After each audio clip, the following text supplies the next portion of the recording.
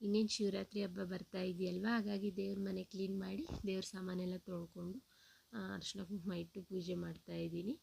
ಯಾಕಂದರೆ ನಿನ್ನೆ ಮಿಸ್ ಆಯಿತು. ಆಲ್ಮೋಸ್ಟ್ ನಿನ್ನೆಯಿಂದನೇ ತುಂಬ ದೇವಸ್ಥಾನಗಳಲ್ಲಿ ಪೂಜೆ ಮಾಡ್ತಾ ಇರ್ತಾರೆ.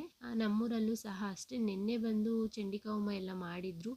ಆ ಚಂಡಿಕಾ ಹೋಮಗೆ ಹೋಗಬೇಕಾಗಿತ್ತು. ತುಂಬ ಒಳ್ಳೆಯದಾಗುತ್ತೆ. ಚಂಡಿಕಾ ಹೋಮ ಆಗಲಿ, ಗಣೇಶ ಹೋಮ ಆಗಲಿ, ಸತ್ಯನಾರಾಯಣ ಪೂಜೆ ಯಾವುದಾದ್ರೂ ಸರಿ, ಈ ರೀತಿ ಪೂಜೆಗಳು ಮಾಡಿದಾಗ, ಹೋಮಗಳು ಮಾಡಿದಾಗ ನಾವು ಕೂತ್ಕೊಂಡು ಕೇಳಿಸ್ಕೋಬೇಕು.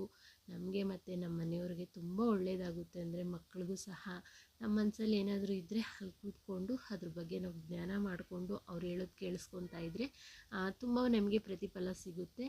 ಮತ್ತು ಚಿತ್ರಗಳನ್ನಷ್ಟೇ ತುಂಬ ಚೆನ್ನಾಗಿ ಬಿಡಿಸಿದ್ರು. ಇವತ್ತು ಬಂದು ಗಣೇಶ ಹೋಮನೂ ಆಯಿತು ಮತ್ತು ಅಯ್ಯಪ್ಪ ಸ್ವಾಮಿ ಹೋಮನೂ ಮಾಡಿ. ಸಬ್ಸ್ಕ್ರೈಬ್ ಮಾಡ್ಕೊಳ್ಳಿ.